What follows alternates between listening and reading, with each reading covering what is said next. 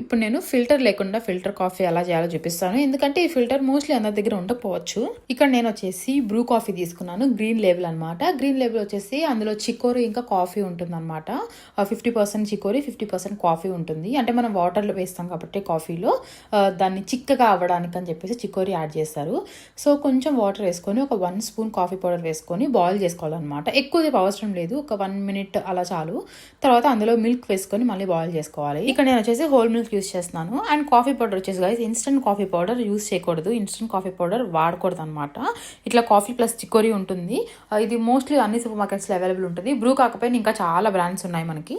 అంతే, ఇంకా ఒక 3-4 మినిట్స్ బాయిల్ చేసి సరిపోతుంది. అండ్ అంతే గాయస్, గ్లాస్లో పోసినప్పుడు ఒక 2-3 టైమ్స్ అటు ఇటు తిప్పితే బాగుంటుంది అనమాట. పైన బబుల్స్ వస్తాయి, ఫోమ్ కూడా కాదు, అది బబుల్స్ లాగా వస్తే చాలా బాగుంటుంది. And filter coffee ready guys. Filter లేకుండా కూడా ఇలా మనం మంచిగా ఫిల్టర్ కాఫీ చేసుకోవచ్చు. ఇది 95% ఫిల్టర్ కాఫీ లానే ఉంటుంది. ఇంకా 5% కూడా కావాలంటే ఫిల్టర్ యూస్ చేసుకోవాలి. ట్రై చేసి ఎలా ఉందో కామెంట్ చేసేయండి. That's it for this.